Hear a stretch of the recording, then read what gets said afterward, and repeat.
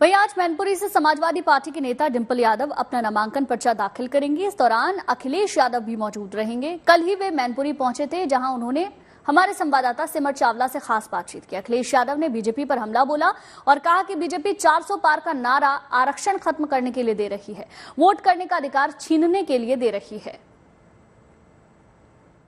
मैनपुरी आए हैं आप, क्या लग रहा है, क्या माहौल है, किसे जनता वोट करती हुई दिख रही है इस बार? देखिए, माहौल तो आप बता सकते हैं।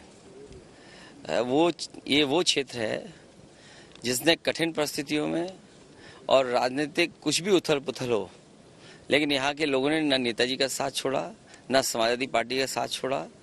और जब कभी भी चुनाव हुआ है, यहाँ के लोगों ने समाजवादी पार्टी को ही आगे बढ़ाया है।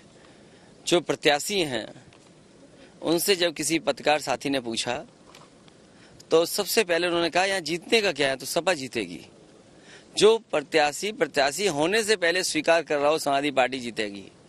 और यहाँ की जनता को भरोसा समाजवादी पार्टी पे इसलिए है कि समाजवादी पार्टी ने उनके लिए काम किया है।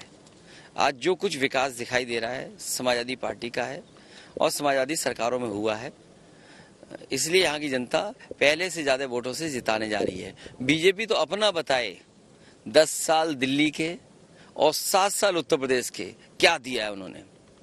सर, बीजेपी ने मध्य प्रदेश के जो मुख्यमंत्री हैं मोहन यादव, उनको यहाँ पे प्रचार करने के लिए लगाया है। थोड़ी देर पहले आए, हमसे बात भी हुई।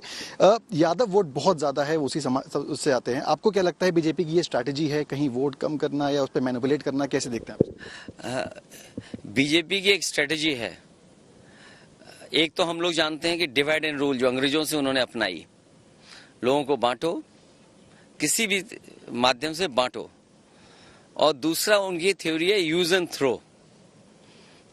यूज किया, काम ले लिया, उसके बाद कब फेंक दिया किसको यही नहीं पता। जहां तक उनके नेतृत्व का सवाल है, वो केवल इसलिए कि उस जाति से आते हैं। और मैंने कई मौकों पर कहा है, सबसे बड़ी जातिवादी पार्टी अगर कोई है तो भारतीय जनता पार्टी। वो जातियां गिनते हैं लेकिन जाति गणना नहीं कराना चाहते। सबका साथ तो बोलते हैं, लेकिन सबका साथ में गैर बराबरी नहीं खत्म होती है। समाजवादियों की, डॉक्टर राम मनोहर लोहिया की, बाबा साहब अम्बेडकर जी की, या जितने भी समाजवादी नेता रहे और नेताजी, इन सब का पक्ष ये था कि गैर बराबरी खत्म हो। लेकिन बीजेपी गैर बराबरी नहीं खत्म करना चाहती, वो सबका साथ चाहती है। तो यही फर्क है उनकी और हमारी विचारधारा में। एक बात और मैं कहूंगा, उनके वरिष्ठ नेता राजस्थान के, वो कह रहे हैं कि संविधान में परिवर्तन होगा। कर्नाटक के एक नेता कह रहे हैं संविधान में परिवर्तन होगा। अभी अयोध्या के जो प्रत्याशी हैं, उन्होंने कहा संविधान में बदलाव लाएंगे। मेरठ के उनके प्रत्याशी हैं, वो कह रहे हैं संविधान में बदलाव लाएंगे। और ये 400 पार का नारा इसीलिए है कि आने वाले समय में बाबा साहब भीमराव अम्बेडकर जी का संविधान बदलेंगे, आरक्षण छीनेंगे और आरक्षण के साथ साथ जनता का एक वोट देने का अधिकार भी ये लोग छीन लेंगे।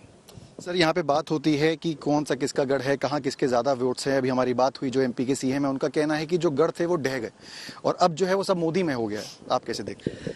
आप पूरे प्रदेश और देश की होर्डिंग देख लो, किसी होर्डिंग में प्रत्याशी का नाम नहीं है, न शक्ल है प्रत्याशी की। जो पार्टी प्रत्याशी के चेहरे को हटा दे, जो पार्टी अपने प्रत्याशी के चेहरे को गायब कर दे, जनता चुनाव के बाद जो एक तस्वीर है वो गायब हो जाएगी। आखिरकार वो तस्वीर क्यों नहीं रख रहे अपने प्रत्याशियों की?